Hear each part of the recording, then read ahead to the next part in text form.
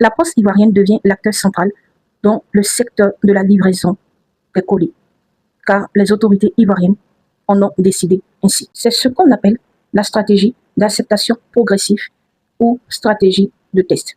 En français simple, en français facile, cela signifie que on annonce une décision. Les gens vont se plaindre parce que c'est pas ce qu'ils veulent. Ils vont râler, ils vont contester, ils seront mécontents. Donc, face à cette réaction qui évidemment était prévue, ils s'attendaient plus ou moins à ce genre de réaction. Donc, face à cela, qu'est-ce que l'État ivoirien fait?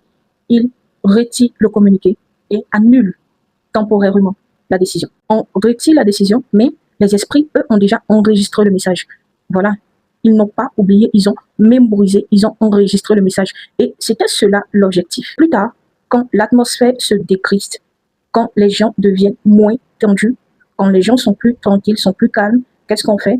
On réintroduit à nouveau cette décision. C'est ce que l'État ivoirien a fait. Et cette décision qui est remise à nouveau sur la table devient moins choquante parce qu'elle n'est plus nouvelle. Voilà. Le cerveau, l'esprit l'a déjà enregistré. Donc, elle ne surprend plus. Pour justifier cela, qu'est-ce que les autorités ivoiriennes disent? Selon les chiffres, 80 à 90% des accidents routiers, des désagréments impliquent les livreurs à moto. Du coup, l'État qui veut réduire, qui vise à réduire tout incident routier, décide de confier la livraison des motos à une entreprise plus responsable, plus professionnelle, mieux équipée. La Poste va jouer le rôle de régulateur.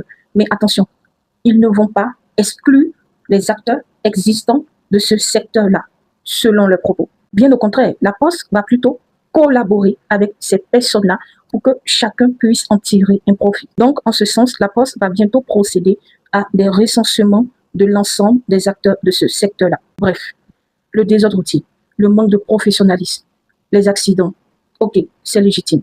On est d'accord avec cela. Mais le secteur informel, celui des livraisons de colis, compense les insuffisances des politiques d'emploi, soutient des familles entières. Il donne du travail aux jeunes, permet aux entrepreneurs de continuer à survivre et à exister. Donc, cette décision peut engendrer des tensions sociales, créer une perte de revenus pour des milliers de jeunes, enfin, fragiliser encore la confiance institutionnelle parce que les jeunes n'auront plus confiance aux autorités, à l'État ivoirien.